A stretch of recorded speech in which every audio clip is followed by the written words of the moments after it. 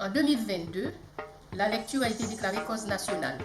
La ville des Abîmes a répondu à l'appel du Centre national du livre pour arrêter toutes les activités dans les écoles, les entreprises et les administrations le jeudi 10 mars à 10h. Chacun est invité à réaliser un quart d'heure de lecture. Le 10 mars, je lis. Les 7 péchés sont le pouls du village. Même aux heures d'accablement général, quand seul semble vivre la mer, le vent, les arbres, l'ombre ou le soleil, c'est encore là que subsiste un peu de mouvement et de bruits humains, quelques vibrations de gaieté. Pas d'enseigne, seulement une petite latte de bois brut portant des billes de la régie mollement tracées à la peinture noire.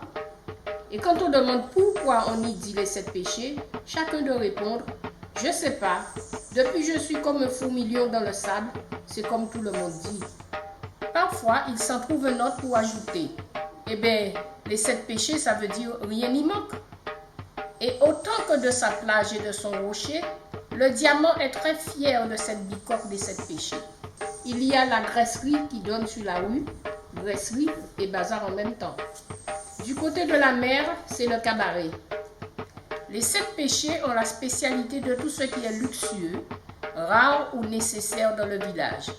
Vin doux, conserve, pruneaux, comprimés d'aspirine, sulfate de soude, articles d'écolier, parures de balle, articles de pêche. Les amoureux et les élégants y trouvent des cigarettes parfumées, 10 sous de lotion dans une fiole ou 5 sous de poudre de riz dans une boîte d'allumettes vide. Le dimanche, un savant étalage déploie des banderoles de madras alternant au plafond sous des tringles avec des cravates, des coupons de drill et d'indienne, des chaussettes, des mouchoirs de coton bleu et rose. Tout cela claque au vent comme à la fête, parmi les lustres de saucissons multicolores, des chapeaux de feutre dur, des grappes d'alpagartes bigarrées, tels des paquets de macropodes, et des plats d'aluminium girant au bout d'une ficelle avec un tétabar forain et de violents miroitements. Le 10 mars, je lis.